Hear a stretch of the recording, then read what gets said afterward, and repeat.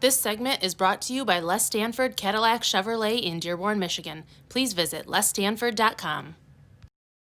Hey everyone, welcome into Inside the Pizza Oven. I am Fredi the Pizza Man. Joining me today, former Michigan State Spartan, Anthony Ianni. What's up, Anthony? Hey Fredi, how you doing, man? Very good, man. I got you in my domain right now. My 12 hours of my life is right here, and you're here. I love it, man. I gotta get maybe a basketball rim right there. Oh, absolutely. Yeah, we shoot some free throws. Let's do it. Absolutely. But before that, you gotta grab my apron because I'm putting you to work. You got it, man. All right. We're gonna have you make a pizza, and I'm gonna make some cheese bread, and I'm gonna have you make a pizza. You can pick whatever you want, and then we're just gonna talk. We'll talk life, right? Sounds good, man. Absolutely. So the first thing I gotta ask you, and it's probably gonna bring a giggle to your face, but when I say Draymond Green, what do you think when I say Draymond Green? Leader, man. I mean, Leader? He's without question maybe one of the greatest leaders that I've been around during my time at Michigan State.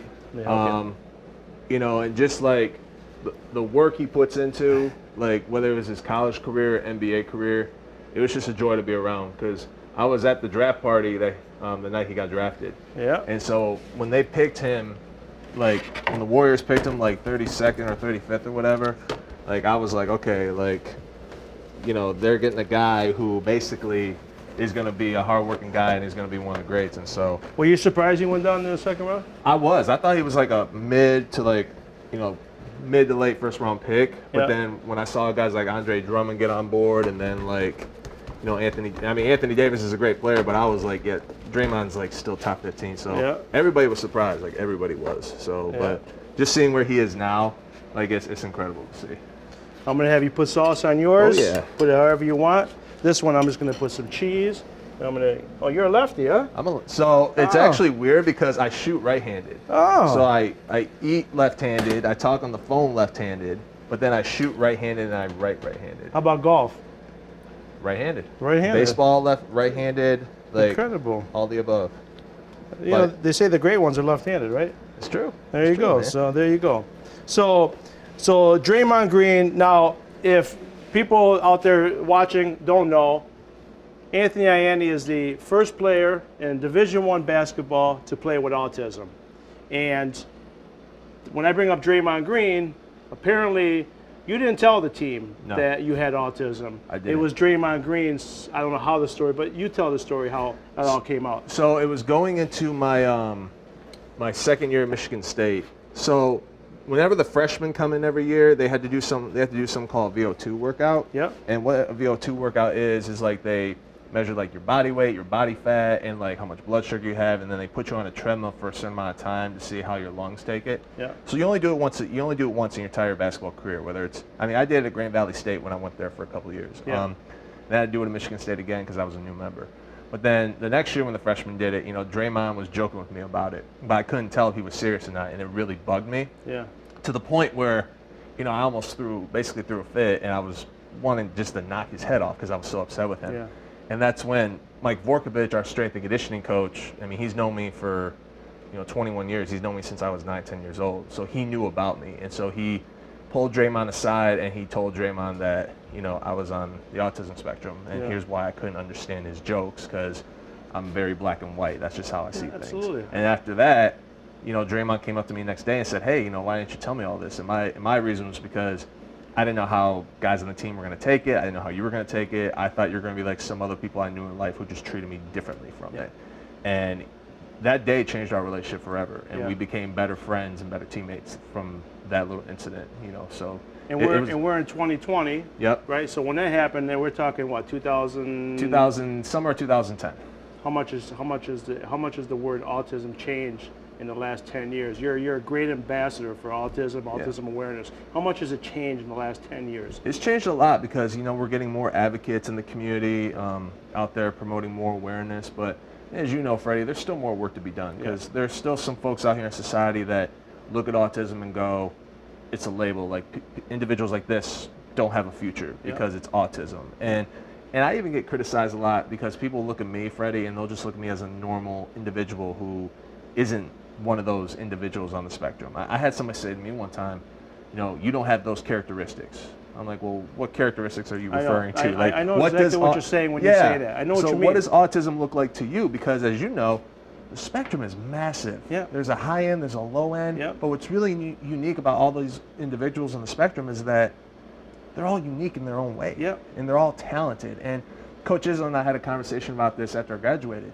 His next door neighbor has a son on the autism spectrum who's very low functioning. I mean, he'll have to have help for the rest of his life, but he's a fantastic painter. Yeah. And his paintings are in the East Lansing Art Museum all the time. Yeah. And that's why I told Coach Izzo, I said, that's the thing, Coach, is that people don't give us a chance. Yeah. Because they just see us as a label, but everybody in life has a label. I mean, you're the pizza man. Yeah, like, I got a label. That's a label, yeah, man. Absolutely. And as you and I know, we're both fathers, we're both husbands, those Yeah. are both labels. Yep. And my biggest label I'm proud of is autism. And I'm proud to have that label for the rest of my life, and I always will be proud. You bring up Coach Izzo, and we got to talk about Coach Absolutely, Izzo. So man.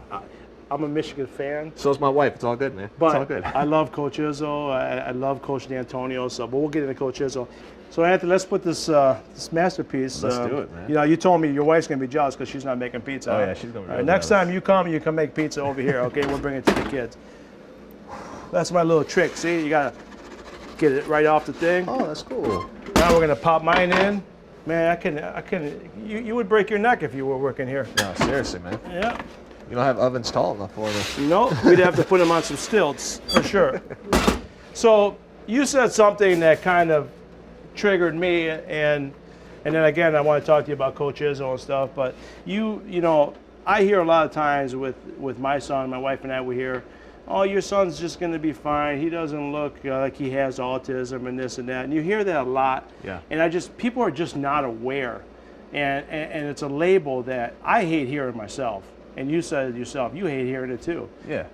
So I there has to be more awareness. There has to be, and that's why, so our former Lieutenant Governor Brian Calley, Brian was the one who got the autism legislation and insurance bills passed because of his daughter, Reagan, who's also on the spectrum, and he invited me to speak at an autism gala in Detroit about 2 weeks before I graduated. And after I got done, I was driving my girlfriend, now wife, home at the time.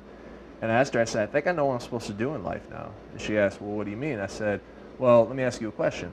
Other than Dr. Temple Grandin, who's like one of the most famous individuals in the world with autism," I said, "other than her, name somebody like that in the autism community who's a big role model, leader, and icon for people like that." Yeah.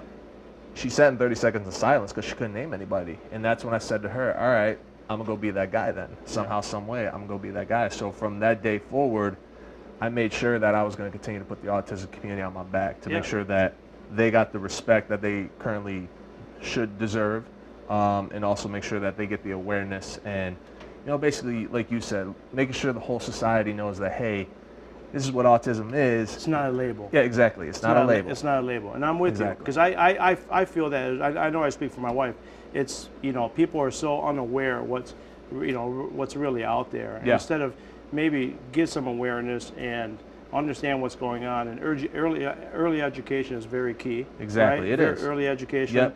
And now relentlesstour.com. Tell us about that. That's big for you. So the Relentless Tour is my own anti-bullying initiative I started here in the state of Michigan. And you talked earlier about making history in the NCAA. I made history with the anti-bullying initiative. It's actually the first ever grassroots initiative of its kind in the state of Michigan. So I started the Relentless Tour with a nonprofit out of Detroit, and then 2 years later, about a year and a half after I started, it went from statewide to nationwide, and then 2 years after I started, I got hired by the Michigan Department of Civil Rights to not only head up the anti-bullying initiative, but to bring the Relentless Tour to them. So in the last 2 years, I've spoken to close to 140,000 individuals around the country and around our state. Amazing. And over close to 400 events, whether it's schools, conferences, speaking to sports teams. So it's an anti-bullying initiative I'm proud of, and it's something that I don't think a lot of people in the country are doing right now as far as like initiative-wise, but just getting that message of hope and inspiration and being the change you wish to see in life to those students out there is important. When you're done visiting a school, what's some of the things you hear from the kids? I hear about their own stories, their own triumphs and overcoming with bullies and their situations. I've had a couple students walk up to me saying that they were going to take their own lives the previous day, and then they heard I was coming in, and then it changed their whole life after that. And and it's not just like the one-on-one interactions I have, it's the emails, it's the messages on Facebook, Twitter, Instagram that, these students tell me about how, I inspired them to change in life or how I inspired their school. But I've always told those students at the schools whenever I talk, I'm not doing all that, because I'm there at a school for maybe 1 hour or 2 hours, and then I'm gone, and I move on to the next state or the next town or the next school. It's up to those students to make the change, because I tell them all the time, don't just go out and be the change, but go out and make the change you want to see in life as well. So, but that's my biggest, my biggest positive I have with what I do is just those interactions with those students, teachers, administrators, even ones who are on the autism spectrum. And it's funny, I was at Columbia Upper Elementary School this past week in Brooklyn, Michigan, and they brought in their autistic classroom. They had about maybe 5 or 6 kids in there, with autism, and about 5 out of the 6 made it through the whole presentation. And the teachers were telling me how those students have never made it through a presentation or assembly the whole year. And so for me to hear that, they felt my presence. And for me to hear that, it's really special. It tells me, 1, I'm doing my job, but 2, the autism community is really starting to look out for other individuals who are trying to be leaders and role models. That's relentlesstour.com, correct? Relentlesstour.com. Now let's check. Ooh, look at that. Look at that. Oh, that's artwork. That is a beauty. Look at that. Look at this. Your wife's gonna be jealous. Yes, look she at is. that. That's pizza. That's pizza. There we go. We're gonna take this out because that thing cooked fast. That Let me is pop a it over beauty. here for now. Ooh. Let me pop this over here. Right there. There we go. Wow. We'll let it cool down for a second, and we'll cut those up. Look at that. You got a That's job. artwork, You got man. a job, man. Making pizza right there. I love There it. you go. When you were done with college, do you have any aspirations of coaching in the NBA or coaching in college? I actually had I had 2 offers to go play overseas in Europe, but I turned them down because I started playing ball when I was 7 and then stopped when I was 23, so 16 years of ball was just long enough for me. Yeah. And I wanted to do other things in my life, and one of them was this, and get married to my wife, who's from the Detroit area, because we were doing like a Detroit to East Lansing relationship for 2 years, and I was like, no, I'm going to come to you. I'm going to come out to the east side, which best move I made. I love it out here, because all I ever knew growing up was mid-Michigan, Okemos, Michigan, where I'm from, and then the west side, Grand Rapids, because I was at Grand Valley State for 2 years. But all I knew about the east side was Detroit and 12 Oaks Mall and Novi. That was it. Yeah. So that's one of the reasons why I turned down the offer. Now, I had people ask me, well, would you ever consider getting into coaching? I said, well, I'm not going to close the door on that opportunity, because if somebody wants to ask me to help coach their high school team, I'm going to take that offer. And so you do a little bit with Livonia Churchill. Livonia Churchill. Yeah. So I'm in my 4th year as the assistant coach for varsity girls basketball, because the guy I coached with, Kalen Morris, he was a teammate of mine at Grand Valley State. All right. And so he moved out to Livonia about 5 years ago. He heard I was in the area, and he and I went to a pizza dinner one night, and he just sat down and said, look, I need a post coach. Do you want in? I said, yeah, I want in. I'm in. So just being able to coach these girls, coach these students, and teaching them about what I was taught at Michigan State and what my dad taught me, it really is a blessing. It's a joy to work with those kids every day, because I learn something new from them every day. And we're going to talk about your parents, because they were they're backbone for you. They are. Growing up. I got a nephew, soccer star at Livonia Churchill. So, Really? Yeah, absolutely. That's awesome. Let's cut the pizzas, and we got to talk about your courtship for your wife. Let's do it. And then we'll get into Tom Izzo. Maybe I'll cut it over. Let's cut it. I'm going to let you cut it over. You want me to do it? Yeah, All right. absolutely. Yeah. Just don't step on the spoon over there that I won't do dropped. man. There you go. You want to cut it in 4? I want to Whatever cut you, it. one time. That's good. Perfect. Right there. Right there? All right, Absolutely. Yeah, we're gonna eat that up. All right, come on. Let's head over to the table, and we'll have some pizza. All right, buddy. Ooh. There's the creation that you looks made. good, man. Absolutely, it looks good. You're the pizza pro. I'm gonna start calling you Anthony the Pizza Man. How about that? I like it, man. All right, absolutely. So when we were making the pizza, we talked about Draymond Green basically let the cat out of the bag. Yep. So when the team found out, what happened then with Coach Izzo? So it is already knew about me and my diagnosis, because my father, who recently retired from Michigan State Athletics, he was at Michigan State for 26 years. So he worked with Coach Izzo, Coach Saban when he was there, Coach D'Antonio, Ron Mason, all those great guys. And so he had a really good idea about me and what my characteristics were, what made me click, what didn't make me click. And so, but when he heard about what had happened, kind of like me, he thought it was a blessing in disguise, because now the entire team, can learn more from me, Yeah. learn more about what autism is. And if they have any questions for me, don't be afraid just to open up and just let me know. And that way, I was not afraid anymore to ask one of my teammates, hey, was Draymond actually kidding or was he being serious? Do we have to do this? And they would just be straight up with me. No, he's just kidding. Don't worry about it. Or no, we got to be back here tonight at 9 o'clock for more free throw shooting. So that incident was definitely a blessing in disguise because it helped me become closer with my teammates and as well as my coaches. Yeah, and I heard an interview with you not too long ago. You even brought up the term, or not a term, you brought up something. You didn't know how to take things literally or not literally, Yeah. and someone made a comment like it's raining cats and dogs, and you said, man, I looked outside and I was actually waiting for cats and dogs to rain. It's true, because if you had told the 5-year-old me, like if the 5-year-old me was sitting right behind us and you said, hey, Anthony, it's raining cats and dogs outside, like I'm running out this front door hoping that cat or dog would fall into my arms. Because as a kid growing up, I took things very seriously, very literal. You know, and not just idioms, but like nouns, verbs, sarcasm and jokes we talked about. Yeah. And even like loud noises. So like in schools, I had a tough time with fire drills because I hated the light, hated the sound. And luckily for me, you know, in my IEP plan, my teachers had a plan in there where it's specifically stated, if there's a fire drill on a certain day at a certain time, let Anthony know ahead of time. Yeah. And so my teachers would just give me the heads up, and so I was prepared for it after that. But when I was maybe between 4 and 5 years old, I couldn't attend Michigan State basketball or football games because the environment from the arena, the stadium, the crowd noise, the horn on the buzzer, the lights in the stadium or Breslin Center, it was too much for me. And so I would have my hands over my ears.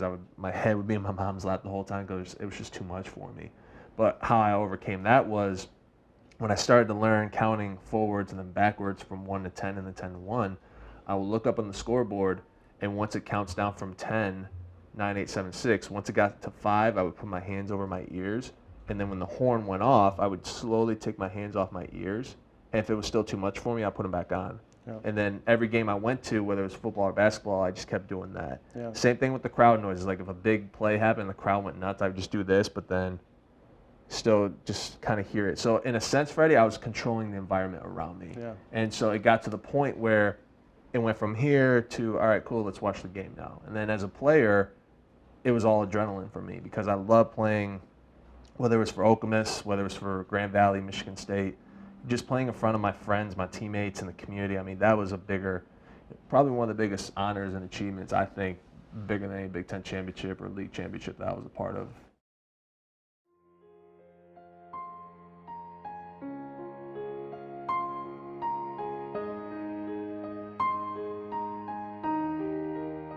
If you or your family is touched by autism, learn more about Fredi's foundation at #PopTheTap at FrediThePizzaMan.com. That's Fredi, thepizzaman.com, or email FrediThePizzaman@gmail.com. You bring up the story about certain place you couldn't go. I remember specifically my wife and I, my son was starting kindergarten, Gen Ed, and he was terrified of mascots. Yeah. When he first saw paws, Tiger's paws, yeah. it was a full meltdown in front of the whole school, and it was tough because we didn't expect that. We didn't know, you know, and we had explained to my wife told the school, hey, we cannot have the mascot there when he first goes to school, which was orientation. Because if that's the first thing he sees, we might not get him back to school. Right. Yeah. So we get there, and literally, not within 5 minutes, the mascot for the school comes out, and he had a full meltdown. And the meltdowns were tough for me. Okay, I'm the dad. I'm a dad with a son with autism. Right. They were tough for me because I hated the stares.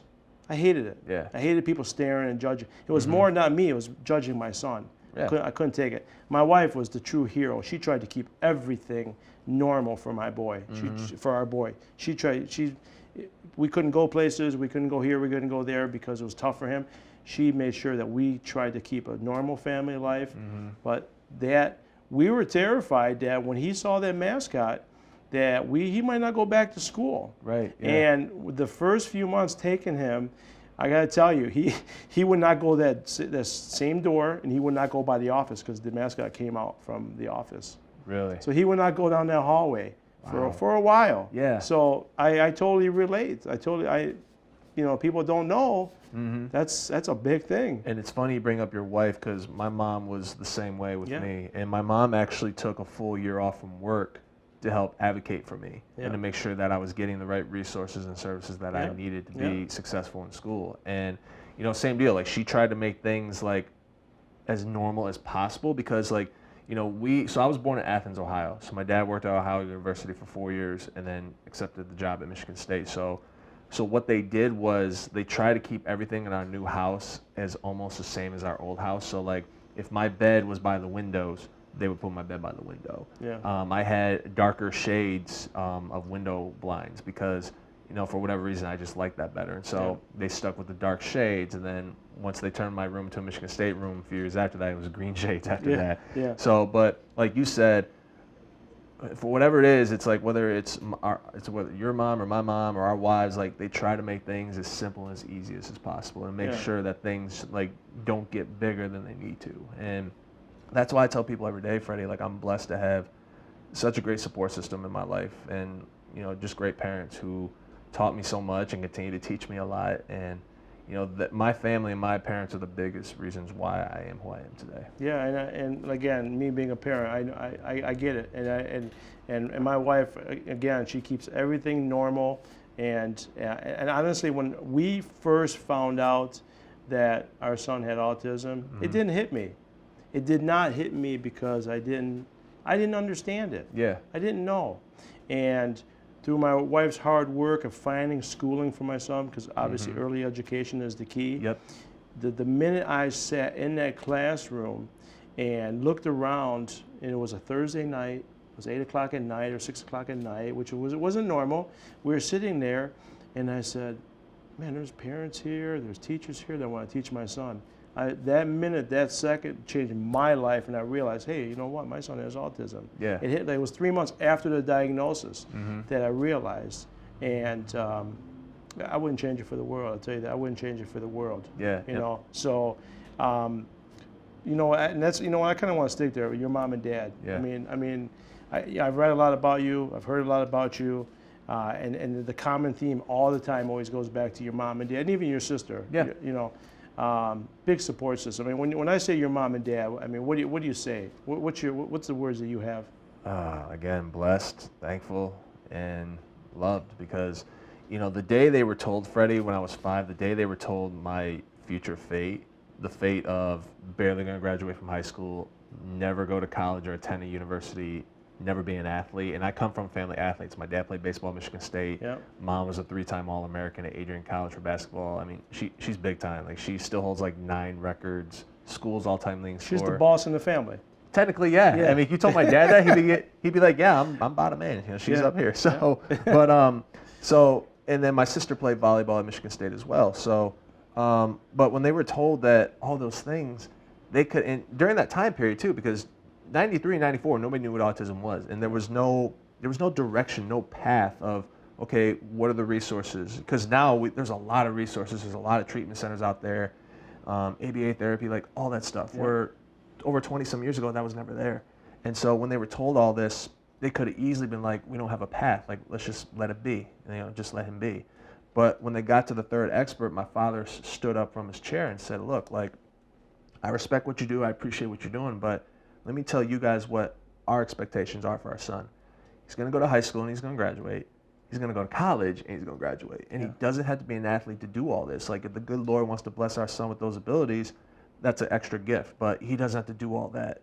He had to be an athlete to do all these things. He's going to do it, and we're going to find a way. Yeah. And from that day forward, they found a way. And it was also Sandy McDonald, who's no longer here, but like she was a big reason why she helped my parents push forward because, Sandy McDonald, we talk about Relentless Tour, like she was helping my parents be relentless and have that attitude of, hey, push the school system, push the administration, push the teachers to make sure that they follow everything in the IEP plan, to make sure he gets the accommodations he needs, to get the right resources he needs. So for them to continue. We still need more. Oh yeah, we do, man. We still need a lot more. We do. And, my mom she was a teacher for I don't know how many years, like 20 plus years. And, and she still coaches varsity volleyball at Okemos. She's like in her 22nd year.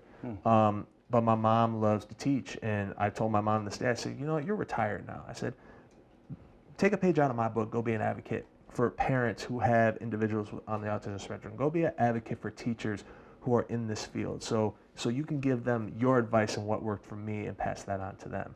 And so as far as I know, she really wants to get into it. So I'm like, hey, I know people at these conferences I go to. Let me call them and see what happens. So because I want both of them to pass on whatever advice they can give to parents. Like I pass down to kids and advocates and parents as well and educators, because a lot of the advice I pass down to others is from my own family. It's from my mom or my dad, because my father taught me in life, the harder you work, the more you earn. Yep. And I use that quote and that motto to this day. Yep. And I pass it down to other students, and they use it, and they just run with it. And so, like, I'm grateful. Even my sister, Fredi, I mean, my sister's 4 years older than me, and she was like, she was like the all-star of the family when it came to, school. I mean, she was basically a straight-A student. She was one of the top volleyball players in the state, recruited by all these great colleges and universities all over the country. She was runner-up for Miss Volleyball in the state of Michigan. But what I loved about my sister is, and still do love, she protects me no matter what. So if some of her friends were bullying me or teasing me because of some of the things that I said or did as a kid that they didn't understand, she was right behind me, sticking up for me, saying, hey, if you don't understand what my brother's trying to do or say, then just don't say anything. Because until you live with him, until you understand him, just keep it to yourself. Just don't say a word. And even to this day, like she's a teacher at Okemos High School where we graduate and grew up. I live out in Livonia. Even though we're about an hour apart from each other, it doesn't change the fact that I'm still protecting her. She's still protecting me. She's protecting my two sons. I'm protecting her daughters, my nieces. And so, but that's what family's all about. And that's why I've always tell people wherever I go that, no matter where you go in life, no matter what you do, continue to hug your family every single day and let them know that you love them, because life is too short. I have my 9-year-old daughter is a couple years older than my son, and I take them to school, and she has a chance to go stand in line with her friends. She stands in line with my son. That's awesome. And then she leaves a minute early before class is over. She grabs my son, and then she brings them out after I have a 6-year-old too, so she is very, very clingy with my son. Oh yeah. And she won't let anything happen. That's awesome. So, and if you don't know Anthony's story, you were diagnosed with autism at 4 years old, but we're not told until 14 years old. Yeah. From your family. Correct. Did they ever explain to you why? Not really, but looking back on it, I think they did it because one, if they would have told me if I was like in 6th grade or 5th grade, I was not mature at the time. Because I was in a resource classroom. I had a parapro with me on aid from kindergarten till 5th grade, and then I was in a resource room from 6th grade till I graduated. Still in a mainstream classroom, but like my resource room was like in a different part during the school day. Yeah. So in my resource room, I was with different students who had different learning disabilities, or who had autism, or who had ADD, ADHD, reading comprehensions, etc. And so I knew I had a learning disability because I was in the same room with all these individuals who had a learning disability, but I didn't know what mine was. And so some of the things that I said and did differently, or things I tried to do to make people laugh, but in the end, they weren't laughing with me, they were laughing at me, and I didn't realize that at the time until maybe I got to high school. And that's when my parents sat me down about 2 weeks going to my freshman year of high school and telling me. And looking back on it, they did it because, number one, I was a little bit more mature, but number two, I think they realized that this is something that can light a fire in him, and just to go out and prove the world wrong. Because they just sat me down on the couch and said, all right, we got to tell you something, and this is what it is. When you were 5 years old, a group of doctors and professionals, who talked about your autism diagnosis, they said these things to you, barely graduate high school, never go to college, never be an athlete, blah, blah, blah. I don't know anybody other than God that can predict that. Yeah, exactly. And that was one of the first things that came to my mind, Fredi, was why would you say that about a 5-year-old who didn't even know his numbers yet, who basically was just starting off to trying to write his name? Like, why? Like, why would you say that? But then, after that, sit down, talk with my parents, the only thing that came to my mind was, all right, now you know what you have, but the bigger picture is, let's go and shut these people up. Let's go and shut every single doubter and hater in this community up who don't believe in you. Let's just go prove them wrong. Yeah. And so I had this checklist in my mind, the checklist of graduate from high school, get a full ride scholarship somewhere, no matter where it is, preferably Michigan State, but doesn't matter where, and then graduate from college. So that's why I had some really close friends in high school, but then I didn't have like a girlfriend or anything in high school because I was so focused on just trying to prove the world wrong. Yeah. And at the same time, it's a blessing and it's a curse, but I have this chip on the shoulder mentality. I had it in high school, I had it in college, and I still have it to this day. And I say it's a curse sometimes now because, some people ask me, well, what do you have to work for? What do you, who are you trying to prove wrong now? So anytime somebody tells me I can't be the best at what I do as a speaker, it's like, all right, watch me. I'm going to go into this presentation tomorrow. I'm going to deliver the greatest speech that anybody's ever heard. I'm going to walk out of there knowing I impacted one person. So I have that chip on my shoulder all the time.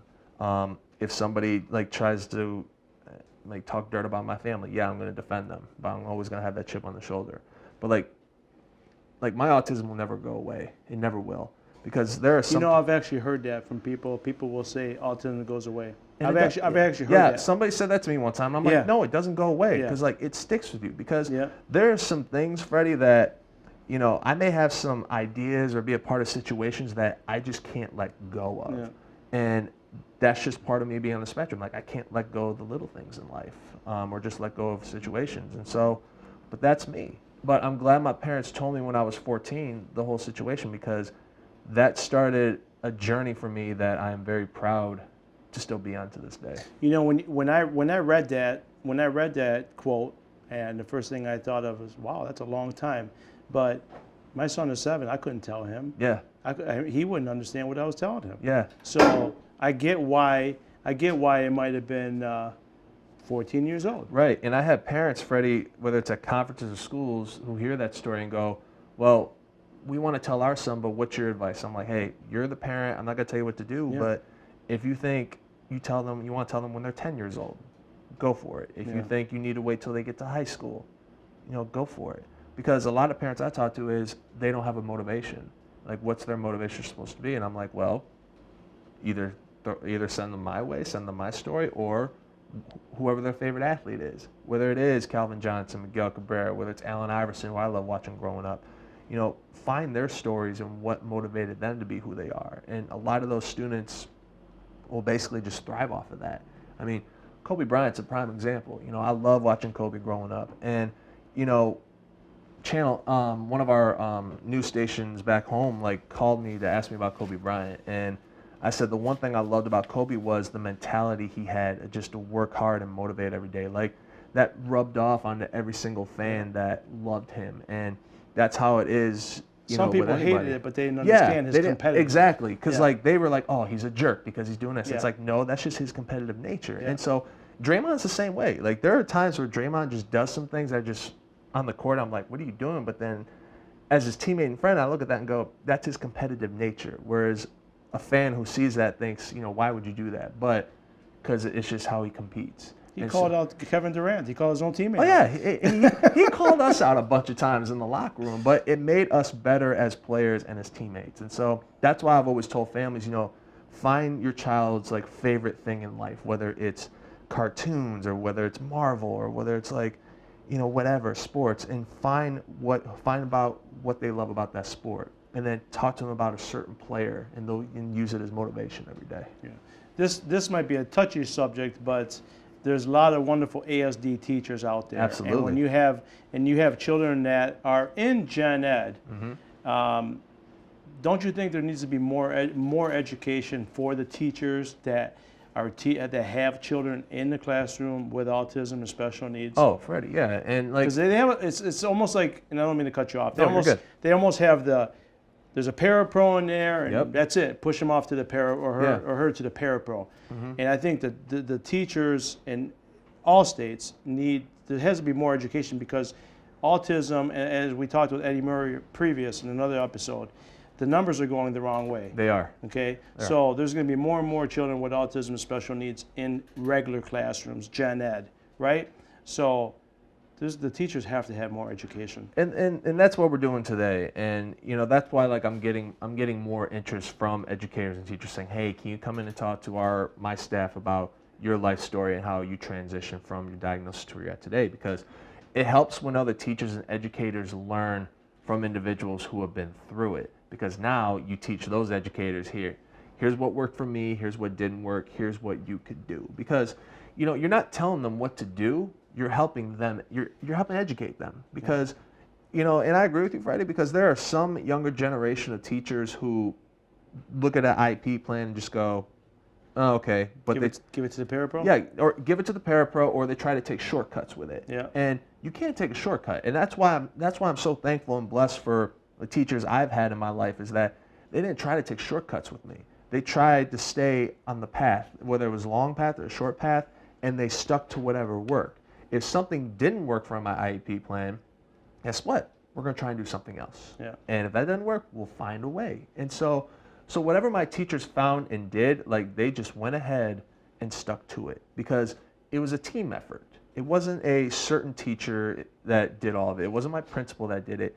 It was a team effort. And that team was comprised of my family, my mom, my dad, the principal, the counselors, the teachers, everybody who was involved. It was just a team effort. And that's what we have to do as far as educating educators and teachers, is that it has to be a team effort. Yeah. It can't just be about one person. It has to be about everybody in the process. I almost feel like, just from hearing stories, that a teacher has 25 kids in their room, and one has autism. Well, you know what? I'm not going to change everything for one kid. Right. And just send him or her that way. You know, it just can't be that way. No, it can't be, because if the numbers are going the wrong way, right, then everyone has to come on board and fix it, right? Exactly. And that's why, as an advocate, like, that's what I'm trying to encourage people to do, and I'm sure you are as well, is that we need to band together, pull together, and help take this thing in the right direction. Because if we all try to go do our separate things, our separate ways, it's just not going to work. Yeah. You know, it's just like, it's like basketball, for example. Like, you have 5 guys on the court. You can't win a game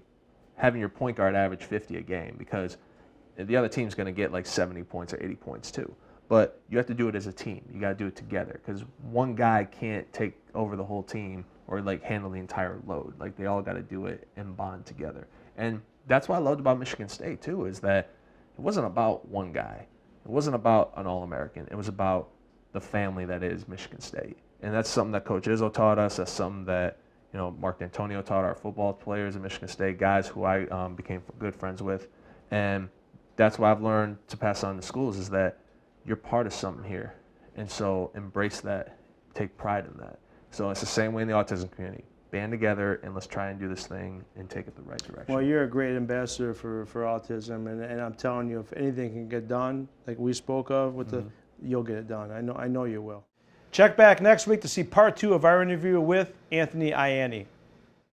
Les Stanford Chevrolet Cadillac is a family-owned and operated full-line Chevrolet Cadillac dealership located in downtown Dearborn, Michigan.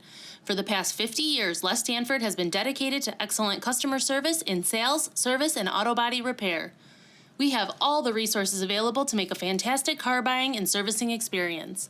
This includes a massive selection of Chevrolet, Cadillac, and certified pre-owned inventory to choose from, free loaner vehicles for service and collision center customers, and a finance source for every type of credit situation. Come experience the Les Stanford Chevrolet Cadillac difference today by visiting our showrooms in Dearborn, Michigan, or shop online at lesstanford.com.